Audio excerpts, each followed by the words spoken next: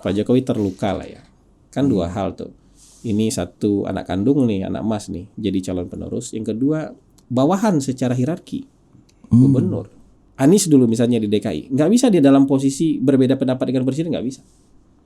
Jadi kalau pemerintah pusat bilang kita mau bikin ini, saya nggak bisa itu.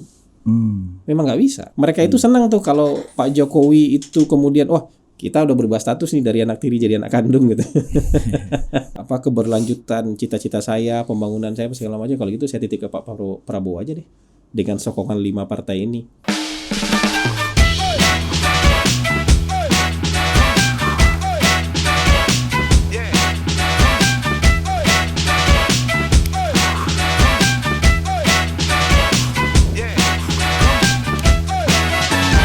Oke, welcome to Mikrofon Total Politik bersama Hasan Hasbi. Ini namanya program baru Bang ya. Nama kan ada koalisi yang katanya baru mau kebentuk juga. Jadi belum ada lambang Bang, belum ada logo. Apa? Nanti dibikin ya Rian ya. Ya logo dan bumper baru ya. Mikrofon Total Politik. Ya, dulu juga BHM udah konten ke-20 baru ada bumper. Iya, ini kayak nama koalisi. Dicomot aja satu-satu namanya, digabung. Iya. Apa jadinya Indonesia namanya? Raya ini Mikrofon Total Politik. Enggak, yang itu yang rame kemarin apa namanya jadinya? Enggak tahu, lagi cari nama kayak Iya. Belum. Ini gue bacain Mas Budiman punya tesis ya. Lo lanjut dulu. Ya, kalau Mas Budiman, amanat dan pikiran apa down to earth futurist. Emang nama ini jadi masalah juga kadang-kadang. Nah, ini ada deh, gue bacain ya. Nama koalisinya Koalisi Amanat dan Pikir. Nah, terus kata dia, tapi itu mana sih? Ini nih, Koalisi Amanat dan Pikir. Kepanjangannya Amanat Perjuangan Indonesia untuk Kebangkitan Indonesia Raya. Mas, gue bilang itu judul panjang banget. Kayak judul skripsi, Bang. Iya. Enggak, nama mereka bisa apa aja. Tapi kan nama tuh yang sesimpel mungkin, yang bisa menggambarkan banyak hal gitu. Sederhana tapi bisa menggambarkan banyak hal. Ya mereka mungkin cari nama, tapi kalau ditanya ke saya sederhana aja. Kasih aja nama Koalisi Indonesia Raya Bersatu. Dari KIB kan Indonesianya sama nih. Ya, Indonesia Raya Bersatu. Ya, ngapain? Kan nggak harus nampung semuanya, tapi maknanya bersama kan. Bukan Koalisi Amanat Pikir Indonesia Raya apa tadi itu? Budiman ini. Gojek sama Tokopedia jadinya Goto kan. Simpel itu. Simpel kan. Iya, bukan nama makin rumit. Jadi kita harus kasih nama Indonesia Raya Bersatu itu memang ini kan koalisi besar. Jadi akan tidak hanya partai ini, partai yang lain kan juga akan banyak bergabung. Mungkin mereka ngundang, kan kemarin udah ngundang Perindo. Oh iya benar. PSI katanya mau balik kanan juga. Dari Ganjar melihat alternatif lain gitu kan. Iya. Tapi kalau PSI ini kita ini Bang, satu hari 2 artikel yang berbeda kan. Pertama mengevaluasi Ganjar, ternyata sore masih setia kan. Iya, mengklarifikasi artikel mereka yang pertama. Kita udah naikin, gue di Andi, bro berubah lagi bro. Aduh. Jadi iya bisa begitu. Jadi kalau bersatu itu ya orang mungkin akan merujuk ke Koalisi Indonesia Bersatu. Tapi bersatunya mana bersama-sama kan. Itu kalau disingkat kan jadi kirap. Kirap ya. Kirap itu kalau dilihat arti maknanya dalam kamus bahasa Indonesia itu berjalan beriringan.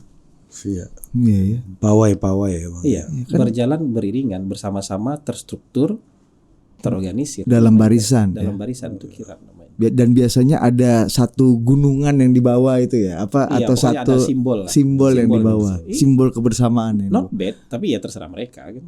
Ini kan kalau ditanya ke saya, kalau saya disuruh cari nama, saya cari nama itu. Tapi ya terserah mereka namanya. Kirap ya. Iya mantap juga ya. Kirap kebangsaan kan selama ini kita ada juga tuh bilang itu kan. Tapi kalau udah terbentuk koalisi besar ini Bang, misalnya ini makin dekat nih. Ini siapa yang ditinggal siapa ini dalam posisi ini nih? Pak Ganjar nih kalau PSI misalnya ya. Dan PAN juga udah declare Ganjar Erik kayaknya. Kalau gabung ke sini nggak ada PDI-nya ya Pak Ganjarnya juga ditinggalkan juga oleh orang-orang yang pernah mendeklarasikannya gitu. Iya, sebenarnya kan kalau kita ini kan politik Indonesia itu kan bisa dipetakan dengan sederhana. Ada orang yang misalnya bisa menjadi milik partai manapun. Orang kayak Anies Baswedan sebenarnya bisa diklaim sama Demokrat, bisa diklaim sama PKS, bisa diklaim sama Nasdem. Tapi Ganjar tuh kan klaimnya tunggal itu. Mau diklaim sama siapa? Ganjar tuh kan klaimnya PDIP. Jadi dia tuh satu-satunya yang bisa klaim Ganjar itu PDIP. Satu-satunya jalan buat maju buat Ganjar itu PDIP, nggak mungkin di luar PDIP. Jadi kalau PAN bilang Ganjar RI itu kan joget-joget aja, nggak mungkin jadi keputusan partai. Jadi tesis dulu yang bilang Ganjar KIB itu adalah kendaraan untuk Ganjar, kendaraan alternatif untuk Ganjar. Mungkin saya dari awal udah bilang nggak mungkin. Karena Ganjar maju hanya lewat PDIP. Udah punya rumah sendiri, punya kendaraan sendiri, terus dia lompat disuruh mengkhianati ibunya, nggak mungkin. Hari ini tesis itu terbukti bahwa Ganjar nggak akan mengkhianati ibu. Nah, Ganjar confirm berada di barisan ibu. Tapi Ganjar mengkhianati? Ya, Ganjar kan harus milih. Kalau ada persimpangan jalan, ya ini ada kan gini. Calon pemimpin itu suatu saat akan berada di pertigaan, perempatan atau perduaan, persimpangan jalan, ya kan? Dan dia nggak bisa jalan di tengah-tengah, harus memilih salah satu jalan karena cuma jalan itu yang bisa di. Nah, konteksnya dia sekarang diuji sebelum dia jadi presiden, ya kan? Dan menurut saya kalau kebutuhan dia hari ini kan kebutuhan tiket. Kalau elektoral kebutuhannya dia bersama Pak Jokowi. Kalau kebutuhan tiket dia bersama Ibu Mega bersama PDIP. Pilihannya kan sulit nih. Tapi ya kan ngapain ada elektoral tinggi gak ada tiket? Tapi kalau misalnya ada, ini kan baru hipotesis. Misalnya ada kontraproduktif terhadap elektoral, berapa besarnya kita kan nggak tahu. Ya, tapi yang penting amankan dulu tiket. Kan saya butuh tiket, saya bersama orang yang punya tiket dong. Nanti kalau misalnya pun elektoralnya turun, kan dia bisa usaha lagi. Saya ada waktu kok untuk merecovery ini. Untung munculnya sekarang. Munculnya pas jadi capres lebih repot mungkin recovery-nya. Jadi dia pilih sekarang. Toh kan misalnya gini, selama ini kan orang juga yang elektoral yang dapat Ganjar itu, persepsi publik nih, termasuk persepsi saya juga, itu kan warisannya Pak Jokowi. Jadi kalau misalnya nanti dia turun, dia rebound lagi, dia akan pamer. Ini suara saya sendiri sekarang, bukan suara Pak Jokowi lagi. Pas saya beda jalan sama Pak Jokowi, suara saya masih segini. Teori asobanya Hasan saya bantah di sini. Teorinya asobanya Hasan. Kalau kemarin boleh lah katanya. Tapi sekarang saya pas sudah bisa jalan sama presiden, saya masih punya suara segini. Ini suara saya nih. Ini capres ID-nya Ganjar ya. Kalau capres ID-nya Ganjar hari ini kayak Jokowi kan gitu ya. Sama kayak Bowo merasa bahwa ini adalah suara gua betul suara gitu. Saya, gitu. Jadi menurut saya nggak ada benar salah. Kalau sudut pandang ketika kita bicara dalam konteks fans sepak bola, wah Pak Ganjar blunder cari masalah sama kita gitu. Tapi dalam konteks dia sebagai orang yang ingin maju pilpres, dia nurutin kehendak fans bola yang nggak punya tiket gimana? Iya, kerumunan ini Bang ya. Emang fans bola bisa kasih dia tiket katanya, kan nggak bisa. Pak Jokowi sekalipun nggak bisa kasih dia tiket. Jadi dalam persimpangan ini dia memilih bersama ibu. Kalau saya jadi Ganjar, saya juga mungkin akan melakukan hal yang sama. Konteksnya bukan benar dan salah, kan semua pilihan ada risikonya. Risiko dia hari ini mungkin kontraproduktif secara elektoral, walaupun tuh masih secara hipotesis gitu. Jadi kita berharap kan konsultan-konsultan dan pollster pro Ganjar masih berani survei kan, masih mau survei bulan depan kan, dan masih mau mengumumkan. Biasanya tiap bulan Bang ya. Tiap bulan. Tiap minggu, 2 minggu sekali ada bos. Makanya paling rajin itu yang paling agak banyak jobnya itu sahabat kita, Rifana Pratiwi, jadi moderator semua lembaga survei itu. Jadi kita berharap masih mau survei dan masih mau mengumumkan gitu. Jadi kita tahu kan gitu. Kalau survei pasti ya Bang. Survei pasti mungkin. Umumnya. Ya, tapi ada kawan kita yang tetap istiqomah dalam jalurnya juga kan? Ya benar dong, harus ya. gitu. Nah, tapi gini nih. Oke, kita langsung aja masuk ke topik-topik khusus ya. Di kan ini namanya juga mikrofon total politik. Artinya kita mencoba menerjemahkan lagi, mengaji lagi mikrofon Hasan Nasbi yang ada yang viral ini. Bang Hasan di episode terakhir di Air Besar Tepian Berubah itu punya tesis 5-6 game changer dalam politik kita pasca gagalnya kita jadi 5 perubahan ya. Pasca kita gagal jadi Piala Dunia U20. Kita yang pertama boleh kita tampilkan dulu Bang Hasan. Perubahan yang terjadi pertama menurut saya adalah relasi antara Pak Jokowi dengan Ganjar Pranowo. Nah, itu dia. Yang pertama. Perubahan pertama pasca Piala Dunia kita gagal adalah relasi antara Jokowi dan Ganjar Pranowo. Berubah dari apa menjadi apa ini, Pak? Ya mungkin dari anak kandung jadi anak tiri ya. Tadinya kakaknya Mas Gibran dong berarti ya. Di foto keluarga ini ya. Iya, abis ini keluar dari kartu keluarga. Nggak jadi kan 2 tahun 3 tahun terakhir lah. Sadis banget sih Bang Abang. 2 tahun 3 tahun terakhir itu walaupun misalnya dengan berbagai cara yang apik lah, dengan berbagai cara yang elegan, tapi kan kita semua menangkap pesannya bahwa Pak Jokowi itu anak emasnya, golden boy-nya dia tuh Ganjar. Dan kan memang secara profil juga Ganjar itu bisa menyerap sebagian profilnya Pak Jokowi, yang humble-nya, yang gampang turun ke masyarakatnya, kemampuan dia mengentertain publik lewat media sosial, lewat acara-acara kegiatan dia, itu mirip dengan Pak Jokowi. Jadi orang dengan mudah tuh. Jadi transfer pemilih Pak Jokowi ke Pak Ganjar tuh relatif lumayan mudah gitu. Makanya Ganjar yang dapat porsi terbanyak dari pemilih Pak Jokowi gitu. Dukungan ya, dari sisi dukungan tuh Ganjar yang paling banyak. Pak Prabowo juga dapat, tapi yang paling banyak dapatnya kan Ganjar Pranowo. Jadi the true little Jokowi is Ganjar. Little Jokowinya emang Ganjar gitu. Nggak bisa kita bilang Pak Prabowo little Jokowi, apalagi Anies gitu, nggak mungkin little Jokowi. Even Mbak Puan yang satu partai itu nggak bisa juga kan? Bisa jadi little Jokowi. Jadi memang mampu menyalin banyak hal dari Pak Jokowi. Dan kelihatan juga Pak Jokowi itu berani pasang badan untuk mengendorse Ganjar. Walaupun banyak tafsiran ketika acara Projo di Magelang, tapi sebagian orang memprediksinya memframingnya itu buat Ganjar. Ya. Ketika di GBK Pak Jokowi bilang rambut putih, mungkin nggak ada perdebatan itu siapa yang dimaksud itu Ganjar. Walaupun Ganjar tiba-tiba di Instagramnya pasang foto pakai rambut hitam, tapi itu pasang badan loh Pak Jokowi untuk itu. Ketika misalnya acara di mana lagi Pak Jokowi ngendorse Ganjar di sawah sama Pak Prabowo. Di sawah sama Pak Prabowo lebih menang framing Ganjar Prabowo dibandingkan Prabowo Ganjar. Maksudnya kalau kita ngelihat volume beritanya lebih banyak yang meyakini seperti itu gitu. Jadi Pak Jokowi itu nggak kira-kira pasang badan buat Ganjar, ngasih kode ke masyarakat, memberitahu gitu, nggak kira-kira kalau ke Ganjar menurut saya. Jadi walaupun Pak Prabowo juga didukung, tapi ya dikit-dikit lah, sentilannya dikit-dikit lah. Walaupun ada juga misalnya bahkan dukung Yusril kan. Saya dukung Pak Yusril gitu di acara PBB gitu, tapi itu kan orang tahu itu inilah gitu. Penyenangan orang tua itu ya. Pinggiran-pinggiran aja.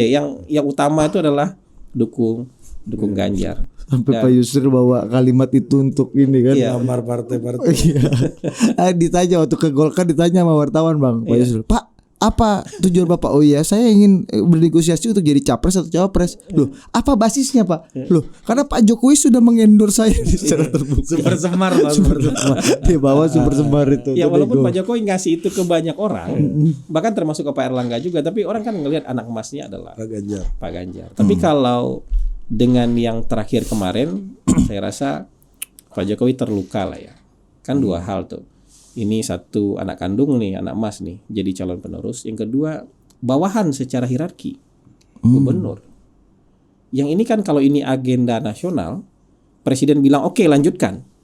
Ya gubernur nggak bisa bilang enggak. Gubernur juga harus bilang oke, lanjutkan. Kan negara kita ini bukan negara federal ini, negara kesatuan nih. Bahkan dalam undang-undangnya gubernur itu adalah perpanjangan tangan pemerintah pusat di daerah. Di daerah itu perpanjangan. Kalau bupati bukan perpanjangan tangan pemerintah pusat nih. Lebih independen ya Bang bupati ini ya. Jadi gini, kalau konsepnya tuh bupati wali kota itu kepala daerah otonom. Istilahnya tuh desentralisasi. Kalau dalam undang-undang nih. Kalau gubernur itu bukan kepala daerah otonom sebenarnya. Dia itu adalah dekonsentrasi, bukan desentralisasi. Kalau dekonsentrasi perpanjangan tangan. Pemerintah pusat punya perpanjangan tangan di daerah namanya Dekonsentrasi. gubernur. Iya. Gitu. Konstitusi itu Bang ya. Jadi bukan konstitusi, undang-undang. Undang-undang otonomi daerah. Jadi yang kalau begitu dari dua hal, dari sisi kamu yang akan melanjutkan legasi saya, kamu anak kandung saya sekarang. Yang kedua, kamu bawahan saya, subordinat saya secara langsung. Gubernur kamu ini. Itu saya terluka dong. Hajatan yang ingin saya dorong untuk jadi legasi saya Piala Dunia itu kan nggak main-main loh, walaupun usia under 20 tapi kan tetap Piala Dunia. Hajatannya di Republik ini juga pasti itu luar biasa. Maksudnya atensi publiknya juga pasti luar biasa. Dan bola pula Bang ya. Dan bola pula. Dan Jadi ini kayaknya event terakhirnya Pak Jokowi yang agak gede ya Bang. agak gede. Nggak tahu ASEAN nanti bisa segede ini apa enggak, tapi ya Hasilnya kan kita anggap ini yang paling gede lah. Setelah G20 ini yang paling gede lah. Dulu ada Asian Games, ada G20 dan inilah. Ini masterpiece yang Pak Jokowi terakhir mungkin ini. Gitu. Asian Games itu stadion yang agak penuh juga pas lagi main bola aja Bang ya kan.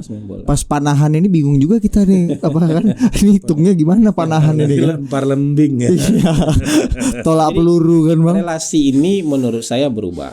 Dan kita kan juga mendengar dari berbagai orang yang dekat dengan Pak Jokowi juga nyatakan sedih, kecewa, marah. Itu kan ya nggak bisa dipungkiri lah, manusiawi sekali.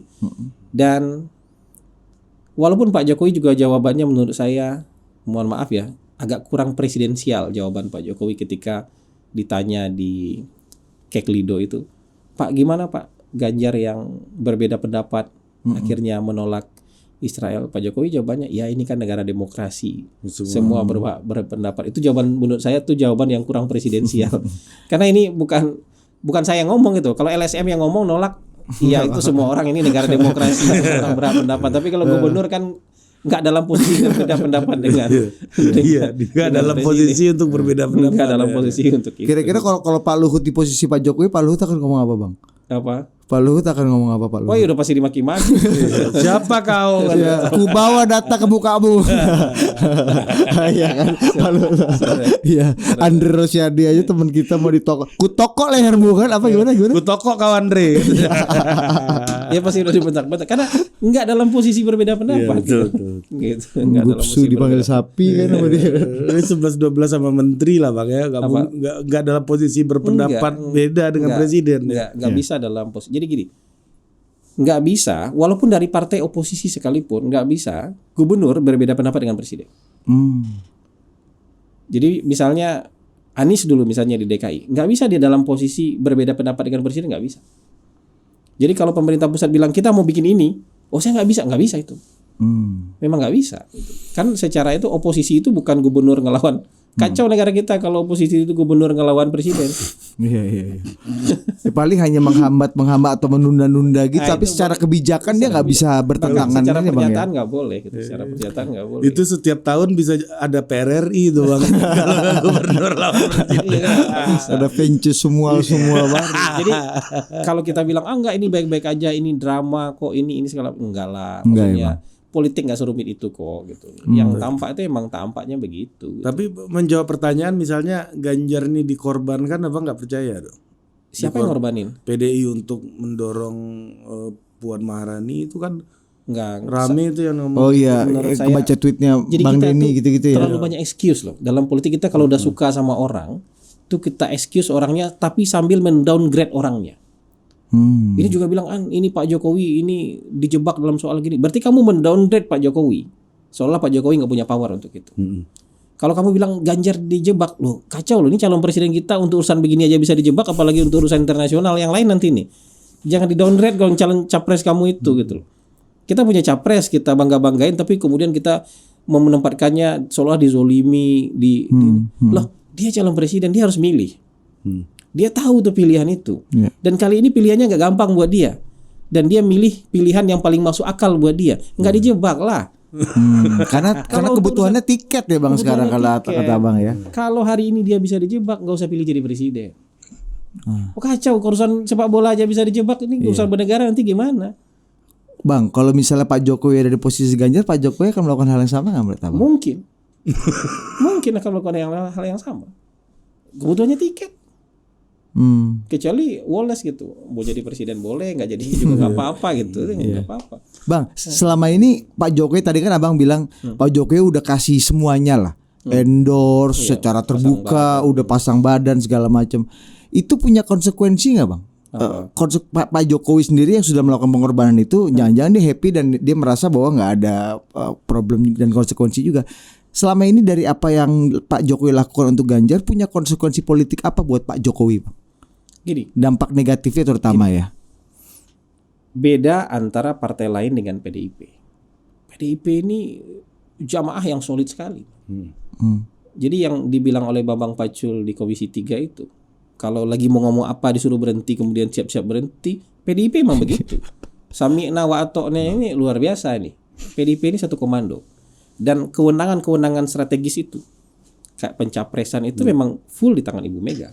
Maksudnya orang lain nggak bisa ikut, Bu saya tanda tangan separuh, Bu nggak bisa, tanda tangannya full Bu Mega nih, bukan tanda tangan, kewenangannya full Bu Mega yang punya kewenangan. Nah ketika ada orang lain ya seperti fait accompli di luar Ibu Mega, pokoknya kita dorong Ganjar, ini Ganjar segala macam, sementara Ibu ini kan kewenangan saya, kenapa kamu duluan?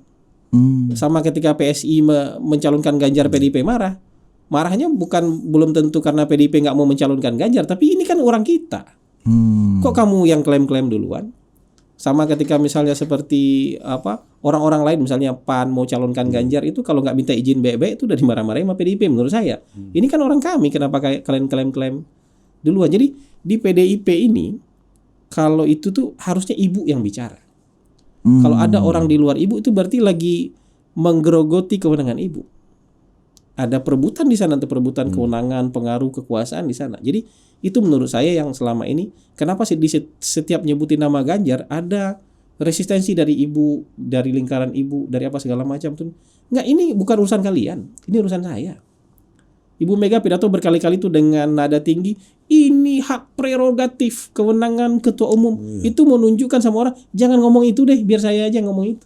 Yang urusan capres-capres koalisi out gitu-gitu kan, Ibu Mega kan? Iya, kalau masih ngomongin itu keluar aja. Iya. Bukan berarti Bu Mega nggak setuju sama Ganjar. Belum tentu urusan itu, tapi karena merasa di fait accompli kewenangannya dari orang luar. Nanti orang kan bisa klaim, Ibu Mega ngambil keputusan itu kan gara-gara saya dorong-dorong. Ibu Mega ngambil keputusan itu kan gara-gara saya yang endorse. Dan Pak Jokowi mengambil risiko besar untuk melakukan itu dengan sadar. Ngambil risiko itu. Berarti setiap Pak Jokowi mempasang badan untuk Mas Ganjar, jarak antara Pak Jokowi dan Bu Mega makin jauh sedikit demi sedikit. Di acara di Magelang tuh kan ada kader PDIP yang mau hadir tapi putar balik kan? Iya kawan. Iya. Karena tahu itu acara buat Ganjar. Walaupun meskipun dia dukung Ganjar. Dukung Ganjar personally. Dukung Ganjar. Acara di GBK itu kan juga relawan yang bikin acara di GBK kan juga disemprot oleh PDIP karena waktunya nggak tepat lah apa dan segala macam. Jadi sudah terlihat ini perang kan antara relawan dengan PDIP waktu itu di TV-TV habis acara di GBK, habis acara soal rambut putih itu. Ya, Bang Deddy itu yang rame itu di mana-mana. Iya, betul. Jadi menurut saya itu kelihatan kok. Jangan campuri kewenangan partai ini. Tapi presiden mengambil risiko itu. Apa basisnya yang menurut Abang rasionalitasnya Pak Jokowi ambil risiko itu? Nah, menurut saya nggak tahu ya. Itu mungkin kesaking sayangnya sama Ganjar. Karena ini anak kandung, golden boy, harus dipastikan nih confirm partai ini juga aku pas sama, tenang, aku backup kamu. Supaya kamu tenang juga kan. Tenang Dinda, Abang. Tenang. Kamu sebagai koordinator pimpinan keagama keliling aja gitu kan pakai. Jadi menurut saya kasih sayang Pak Jokowi buat Ganjar itu terlihat nyata. Jadi endorse-nya pasang badannya terlihat nyata. Tapi hari ini kan Ganjar harus milih gitu aja. Oke. Sesayang-sayangnya Pak Jokowi sama Ganjar nggak bisa sediakan tiket kan itu aja. Oke, ini masih relasi Jokowi dan Ganjar. Div, ini ada satu video yang baru yang kemarin setelah diwawancara Mbak Mata Najwa. Anda merasa bersalah tidak, Mas? Siapalah Ganjar ini sebenarnya? Saya tidak ikut tanda tangan apapun. Terus kemudian saya sebagai Gubernur Jawa Tengah yang penyelenggaraannya salah satunya ada di Solo. Kemudian juga provinsi maupun kota yang ditunjuk itu juga ada tanda tangan juga. City House Commitment ada semuanya, tanda tangan. Tapi ya memang itu sudah menjadi kehendak Allah. Kita terima sebagai sebuah pembelajaran ke depan agar tidak terjadi lagi. Itu aja yang bisa kita ambil pelajaran dari urusan bola. Jadi ini juga paling baru Bang terkait dengan relasi Jokowi dan Ganjar. Ya kan kita tahu segala macam Pak Ganjar juga menunjukkan kesedihannya, penyesalannya bahwa ya kita juga sedih kita gagal jadi tuan rumah. Itu kan ditujukan untuk mencoba berempati. Tapi ini paling baru ketika saya nggak tahu duluan mana ya wawancaranya, tapi kayaknya duluan Pak Jokowi ngomong deh. Iya hari Minggu ya Bang ya. Pak Jokowi bilang enggak, sudah tanda tangan city commitment baik provinsi ataupun kabupaten kota. Artinya Pak Koster tanda tangan, Pak Ganjar tanda tangan, Ridwan Kamil tanda tangan, iya dong. Dan wali kota dan bupati yang menjadi city host. Kemudian dengan sangat mudah Pak Ganjar juga bilang sangat yakin. Hah? Dengan sangat yakin. Dengan sangat yakin Pak Ganjar bilang saya nggak tanda tangan apapun. Nah, ya kan ini memperkuat tesis bahwa memang hubungannya berjarak. Semakin sudah berbeda nih relasi Pak Jokowi dengan Mas Ganjar. Minimal yang itu gak dibuka sama Mas Ganjar. Kalaupun iya dia nggak tanda tangan, minimal itu gak dibuka. Karena membantah Pak Jokowi lagi untuk kesekian kali gitu. Dalam beberapa hari terakhir udah sekian kali membantah Pak Jokowi ketika Pak Jokowi bilang itu. Walaupun kita nggak tahu mana yang benar. tapi ini bantahan serius kan Bang atas pernyataan presiden kan? Bantahan serius. Insubordinasi lagi.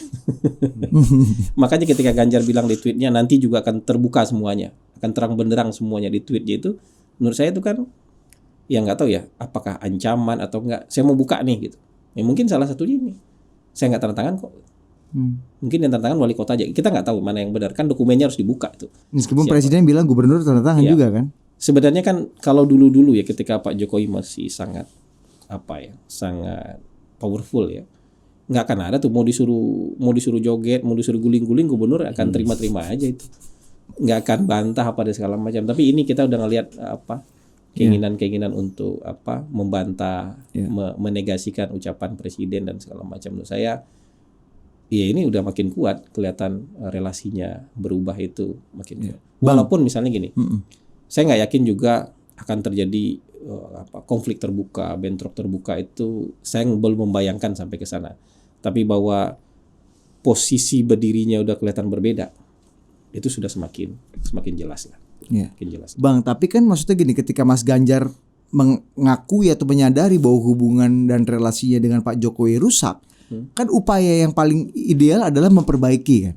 Tapi apa yang membuat Mas Ganjar dengan sadar dan yakin mengatakan itu yang justru malah membuat jaraknya bisa bertambah Karena jauh. sekarang buat dia faktornya yang dia pikirkan sekarang adalah loyalitas sama partai. Jadi sekalian aja ya. Partai. Jadi kalau sudah begini tuh udah susah gitu loh. Maksudnya masih bisa silaturahmi, komunikasi baik-baik mungkin masih bisa, tapi secara kan gini, Pak Jokowi kan juga ada dalam pikirannya nanti ya berarti ini bukan orang yang loyal sama saya dong. Gitu. Tapi kan Ganjar juga bisa dalam pikirannya, loh kan nanti setelah Pak Jokowi turun loyalitas saya harus kepada institusi yang lebih panjang umurnya dong, partai politik dong kan gitu. Jadi yang bisa backup saya secara politik dong. Jadi nanti misalnya gini, Mas Ganjar jadi presiden, yang bisa backup dia jadi presiden siapa? Partai kan. Kebijakan-kebijakan dia yang bisa amankan siapa? Partai kan. Ya, hari ini dia sudah memilih gitu. Mas Ganjar memilih dengan sadar untuk bersama partai. Mau salah mau benar itu sudut pandang masing-masing itu susah karena di sini nggak ada benar dan nggak ada salah. Persoalan itu kontraproduktif terhadap elektoral itu risiko yang harus dia cari lagi caranya untuk mengembalikan itu. Tapi kalaupun saya nanti yang jadi Ganjar, mungkin saya akan pilih hal yang sama. Bahkan Pak Jokowi dalam posisi Ganjar nih mungkin ya, ini kan mungkin dalam konteks hari ini beda. Kalau udah berkuasa nanti dia bisa berseberangan mungkin. Tapi kalau dalam konteks hari ini apa gunanya dia berseberangan dengan partai? Karena Bang Hasan kan selalu bilang gitu ya, Ri. Kekuasaan presiden 10 tahun. Umur partai jauh lebih panjang dari itu. Gitu. Jadi relasi berubah. Tapi nggak ada yang salah dari relasi yang berubah ini kan membentuk keseimbangan baru. Nah, presiden mungkin butuh masa lain mengandalkan pemerintahnya supaya efektif, ini mengandalkan masa lain. Nah, ini ada masal barunya lagi Bang baru dari Bang Hasan. Coba kita bedah.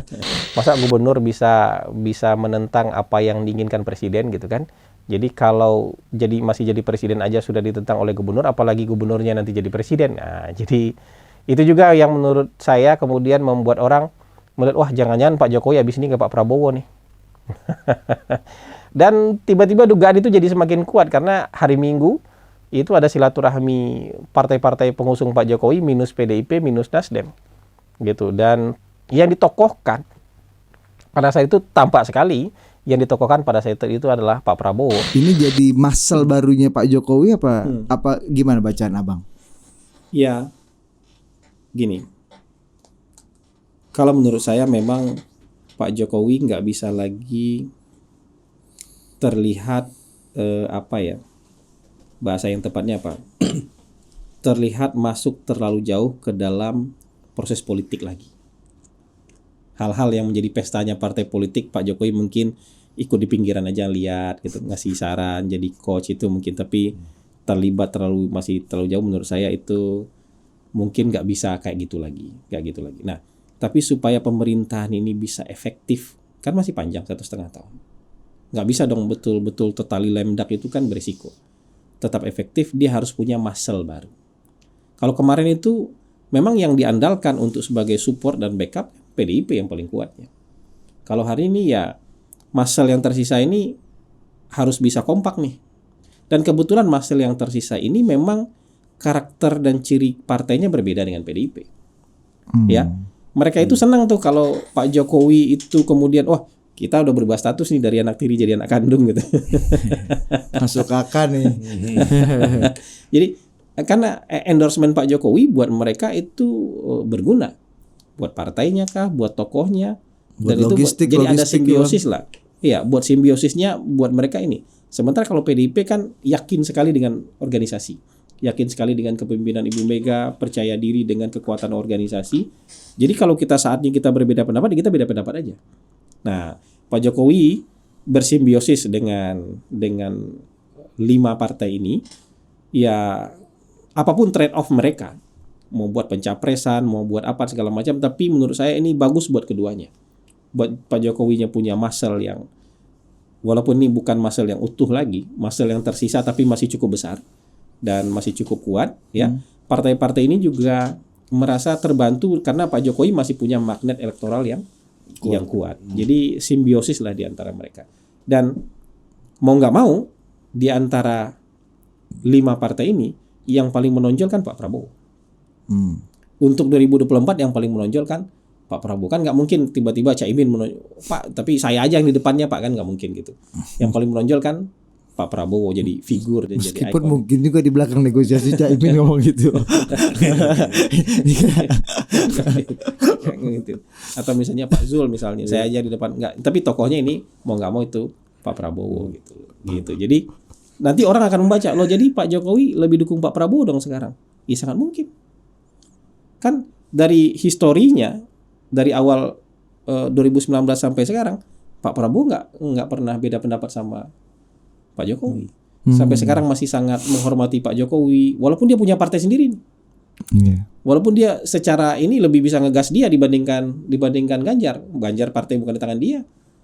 Pak Prabowo lebih bisa ngegas loh, partai di tangan dia, nggak mungkin dia dicopot dari partainya kan gitu. Iya kan kayak gitu. Jadi tapi Pak Prabowo memilih untuk loyal 100% kepada Pak Jokowi setidaknya sampai hari ini. Gitu. Dan menurut saya ya kalau Pak Jokowi kemudian lihat kayaknya kalau begini kayaknya legasinya ini kan ya dicoba dititip ke Pak Prabowo aja deh kalau kayak gini. Apa keberlanjutan cita-cita saya, pembangunan saya segala macam, kalau gitu saya titip ke Pak Prabowo aja deh. Dengan sokongan 5 partai ini, dengan tambahan partai-partai non parlemen nanti. Ya, masuk akal aja. Gitu. Berarti bisa jadi ini ada 3 kandidat nih, Bang. Nah, gini. Kalau 2 kandidat ini udah lebih mengerucut nih.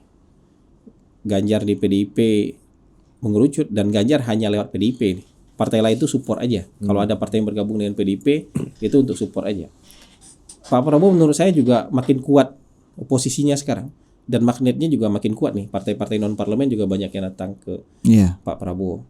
Perindo kemarin ya banget terakhir ya. Perindo, PSI juga katanya. PSI benar. Mungkin habis ini apa lagi partai kita kan nggak tahu. Nah, Prima enggak belum. Iya dan kayak Pak Amin Rais pernah statement gini, termasuk dilakukan oleh Mustafa Nahra gitu, juru bicara partai. Kalau Anies nggak bisa maju. Kalau Anies nggak bisa maju, the only option buat umat katanya, umat yang pada 2002 Prabowo itu lagi. Prabowo. Prabowo lagi. Ya masuk akal aja. Jadi Prabowo memang sekarang jadi magnet dengan kesabaran dia dan dengan Pak Prabowo tuh kan lumayan ini ya, terhindar dari keinginan untuk tampil-tampil Birahi politiknya ini dia ini untuk Bang ya. banyak statement, untuk tampil begini begitu, untuk akrobat, untuk joget-joget kan nggak. Jadi hari ini menguntungkan buat Iya. dia nih. TikTok bestie pun nggak punya Pak Prabowo Iya. kan ya. Kalau calon yang ketiga ini, ya kalau saya komennya agak susah ini. Siapa? Anies. Iya, kalau tadi tanya 3 calon nih Bang. Kalau calon ketiga ini, menurut saya perdebatan soal wakil itu bukan hanya perdebatan soal wakil. Perdebatan soal wakil itu adalah juga harus bisa sampai pada kesimpulan bahwa perang ini bisa kita jalani dengan peluru yang cukup kan gitu. Kan nggak mungkin bertempur dengan senapan pelurunya cuma 3 biji gitu. Dengan meriam yang pelurunya cuma 1 gitu kan gitu. Jadi juga harus bertempur dengan peluru yang memadai. Nah, jadi wakil ini juga harus bisa menyelesaikan itu. Nah, hari ini mungkin saya belum melihat ini calon-calon wakilnya Mas Anies. Kalau secara elektabilitas Mas Ahaye bagus. Logistik Mas Ahaye gimana Mas? Ya buat Mas Ahaye mungkin cukup, tapi untuk menyelesaikan sama-sama kan gitu. Jadi kan harus kedatangan wakil ini menurut saya di koalisinya Mas Anies ini harus menyelesaikan persoalan itu. Persoalan bahwa kita bisa maju bertempur dengan peluru yang cukup, dengan logistik yang cukup. Nah, ini menurut saya masih jadi masalah yang pelik nih. Makanya kalau tiket untuk Mas Anies mereka nggak berdebat. Ya kan sampai dari dulu kita udah bilang kalau untuk Mas Aniesnya mereka nggak berdebat. Tapi untuk maju sama-sama itu kan harus ada wakil yang disepakati sama-sama gitu. Harus benar-benar ketika ada wakil itu ya tiga-tiganya juga mau sama wakil itu gitu.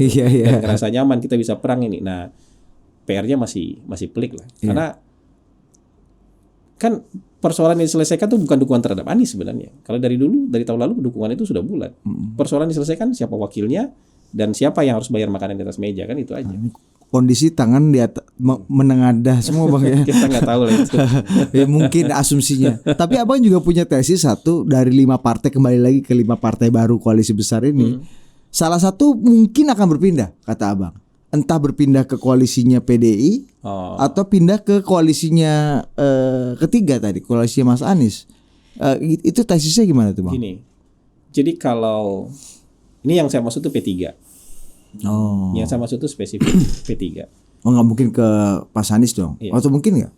Mungkin aja. Jadi gini, kalau Sandiaga Uno itu keluar dari Gerindra menjadi kader P3, kan bukan hanya buat jadi kader P3. Kan pasti berharap bahwa dia ikut juga main menjadi salah satu calon. Kalau ngapain keluar dari Gerindra gitu loh. Kalau hanya untuk menjadi kader Gerindra aja gitu loh. Kalau keluar mau ke P3 bisa jadi ketua umum P3, bisa jadi cawapresnya P3. Kan nggak mungkin P3 nyalonin capres. Nah, Mas Sandi itu punya kelebihan itu tadi. Elektabilitas lumayan lah. Kalau sama AHY kan masih bisa kompetisi lah. Tapi bisa menyelesaikan persoalan bayar makan di atas meja tadi itu. Peluru tajam ini agak mantap. Pelurunya banyak nih gitu. Pelurunya banyak ini dia bisa selesaikan itu. Iya benar juga ya. Iya Selesaikan kepikiran. itu. Jadi P3 Jadi agak gagah juga ya dalam negosiasi di atas meja itu Bang ya. P3 dalam hal ini Jadi kalau bisa- udah punya Mas Sandi gitu. Iya, jadi bisa dia Ganjar Sandi, menarik Ganjar Sandi. Iya betul. Bisa Anies Sandi kan juga menarik lagi gitu. Kalau dia bisa menyelesaikan persoalan-persoalan ini kan Problem lama ya, yang problem klasik untuk bertempur ini Anies Sandi ya bulat tiketnya dari pada kita nggak jadi maju katanya dengan tambahan P3 nggak cuma nambah partai walaupun tambahan partainya nggak signifikan tapi tambahan kesejahteraannya signifikan kan gitu. Jadi bisa seperti itu kan menurut saya agak kecil kemungkinan jadi Prabowo Sandi lagi. Kamu keluar aja deh jadi kader P3 biar pasangan lagi sama saya Prabowo Sandi. Ini ngamuk nih di 5 koalisi ini ngamuk. Ini kayak main-main ini kita gitu. Jadi ngamuk. Tapi kalau Iya benar. ini Gerindra lagi nih katanya. Nggak mungkin itu nggak mungkin. Hampir nggak mungkin. Agak susah lah jadi kayak sandiwara ini jadi. Tapi kalau misalnya dia jadi masuk ke P3 entah jadi ketua umum kah atau jadi cawapres dari P3 dia bisa Ganjar Sandi. Iya Ganjar Sandi tuh mungkin juga ya maksudku dengan tradisi Iya masih bisa. P3 dan PDI yang cukup punya sejarah ya Bang Iya. ya. Nah, Mega Hamzah dulu, atau dia ke sini. Anies Sandi. Adi Sandi. Oh, Sandi kartu lagi mantap nih berarti Bang Sandi nih sekarang ya, Bang. Jadi Sandiaga Uno ini lumayan keren juga, apa, penempatan diri tanpa bolanya lumayan. Jadi nanti dia akan dioper bola di ujung nih. Iya. Dapat operan bola. Jadi penempatannya itu positioningnya tanpa bola itu lumayan mantap ini. Nah, dari 3 orang nih Bang, Sandi, Erik sama Emil, Ridwan Kamil. Ini kan big three lah ya. Mungkin Kofifa tambah 1 lah. Ini Abang melihat siapa yang akan punya peluang mendapatkan bola, pergerakan tanpa bola, dan di ujung nih kayak Filippo Inzaghi gitu, tiba-tiba ada Lebih bola besar aja depan Sandi. dia. Lebih besar Sandi. Erik gimana? Emil gimana? Emil kan udah punya Golkar juga. Iya. Erik deh Bang, Erik. Sandi dan Erik. Kalau Ini agak sama kan kalau tipenya, jam terbang kayaknya lebih tinggi jam terbang Sandi. Udah proven dia dapat dukungan partai itu proven. Dapat dukungan jadi cawagup gitu proven. Dapat Cawapres. dukungan jadi cawapres proven. Dia bawa partai. Meskipun logistik tadi kita bisa adu gitu Iya, lah ya. tapi proven. Nah, sekarang menurut saya nih kalau benar dia dapat P3 nih proven lagi dia, udah proven 3 kali dia. Lumayan proven nih kalau untuk dapat partai gitu tuh lumayan proven dia. Nah, Pak Erik mungkin punya kemampuan yang sama dengan Mas Sandi, tapi dari segi provennya agak ketinggalan, masih 3-0 nih. Sandi udah 3, Mas Erik masih 1 nih gitu. Pak ET masih kosong nih. Belum ada yang proven kan? Iya, Yang diambilnya belum ada yang proven gitu. Iya. Jadi kalau saya sih ngitungnya yang proven aja. Kalau hitung proven, Sandi lebih proven. Dia maksudnya dia udah pernah buktikan, dia dapat dukungan itu dia udah pernah buktikan gitu. Dan dia tahu cara formula Formula gitu, naruh posisi dia di mana, goceknya biar umpan bola dapat ke dia. Dia ngasih umpan balik bola, itu udah ngerti dia caranya gitu. Apa namanya? Momennya kapan harus mengopor kepada siapa itu udah tahu ya Bang. Sudah tahu dia tuh. jam terbang bos, jam terbang. Nah, ini urusannya jam terbang. Ini urusannya jam terbang. Jadi ketika ini saya bilang Sandi lebih proven. Betul kan. Gitu. Gimana pun walaupun Menteri BUMN hitungannya Pak Erik ini kan politisi baru kan Bang. Baru. Iya kan, gitu. baru. Kalau pebisnis bisa diadu sama Bang Sandi kan bisa apa kalau ini? si bisnis tadi.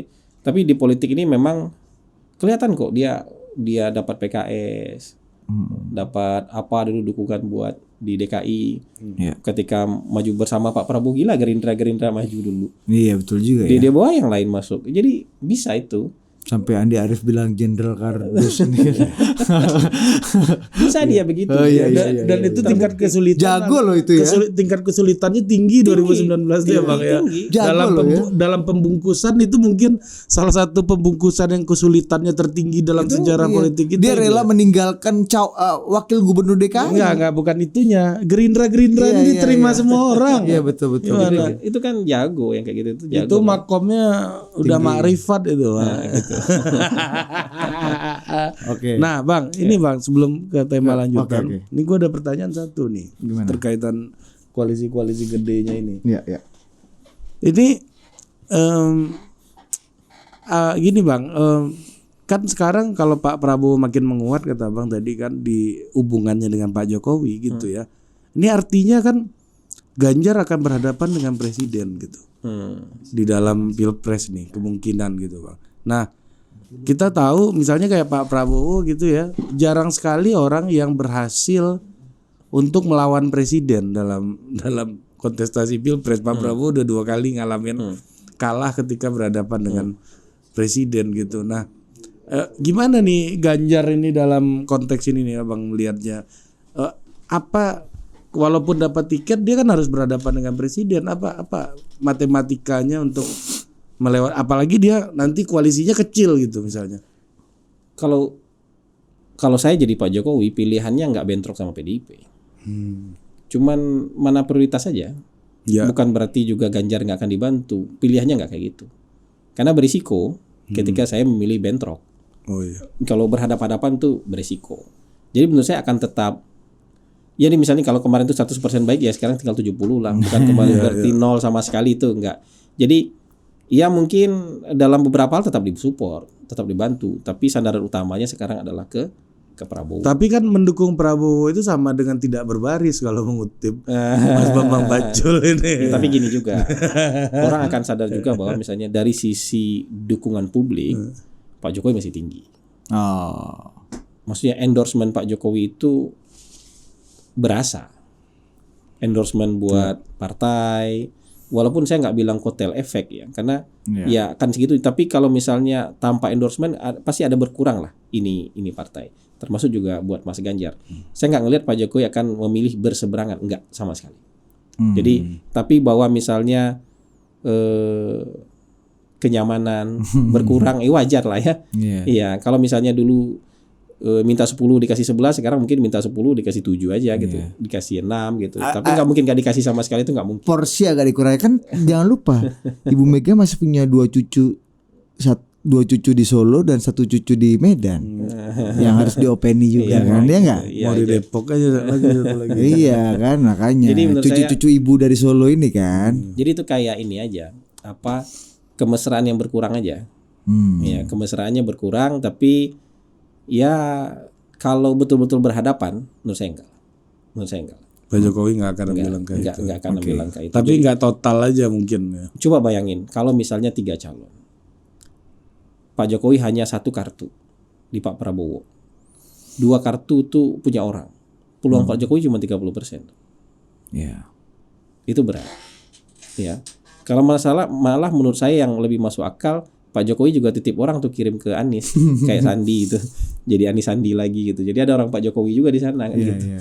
Minimal punya setengah lah Bang ya. gitu, ada setengah kaki di sana gitu. Iya, karena Bang Sandi udah bisa bertransformasi jadi orang Jokowi sekarang kan, Bang. Udah bisa. Iya kan? Udah bisa klaim dan Udah faktanya bisa begitu udah kan. bisa begitu. Dan 2 orang itu udah Bos. Prabowo Sandi itu udah jadi orangnya Jokowi banget. Iya, jadi Dan for some extent kadang-kadang lebih loyal dibanding orang Jokowi lama gitu kan. atau misalnya kalau misalnya Sandi akhirnya bersama Ganjar, ya Pak Erik bersama Anies kan juga boleh. Oh iya ya. Bisa menyelesaikan persoalan itu juga. Iya, persoalan pelik ini kan. Iya, memang dalam permainan ini kebanyakan tuh gelandang nggak ada strikernya. Kacau juga kan. Bahkan lebih banyak back juga. Nah ini masih back semua. Catenaccio. Iya, ini Catenaccio Bang ya kan. Semua kumpul di belakang kawan-kawan nih kan. Kita kan nggak mungkin susut pakai terus kan gitu. Kita harus menyerang juga. Bisa juga ya Pak Erik kalau mau kartunya hidup ya, asal direstui Jokowi dan on behalf of Jokowi bisa berdiskusi dengan Nasdem, PKS dan Demokrat. Bisa diskusi. Untuk menyelesaikan problematika yang sangat pelik. Pelik ini. Iya. Ini yang Abang identifikasi sebagai striker sekarang siapa aja nih Bang? Menarik nih. Iya, ex ketua Kadin Mahipmi lah minimal. Sandi Erik nih 2 nih, ya kan? Jadi gini. Pak CT masuk gak Pak CT Bang? Iya, kalau capres-capres itu kan sekarang misalnya mau nggak mau kan akhirnya base-nya elektabilitas nih. Ada Ganjar, ada Pak Prabowo, ada Mas Anies. Nah, tapi cawapres kan ya itu harus ada diferensiasi, jangan elektabilitas lagi gitu. Kalau dia punya elektabilitas bagus tapi menyelesaikan persoalan lain gitu. Karena persoalan elektabilitas sudah dibungkus sama si capres nih ya. Dia harus bisa, kalaupun dia punya elektabilitas bagus. Tapi kalau nggak ada nggak apa-apa juga asal bisa menyelesaikan isi tas itu tadi ya. Asal menyelesaikan persoalan siapa bayar makan di atas meja ini gitu. Elektabilitas dan isi tas ini pembagian rule of the game-nya itu Bos. Jadi kalau sudah nggak peduli lagi misalnya kita nggak peduli lah mau peluru kosong juga kita tempur pakai bambu runcing, nah itu udah kepepet, udah terpaksa aja karena nggak ada yang mau lagi, udah itu tempur pakai bambu runcing gitu. Menarik.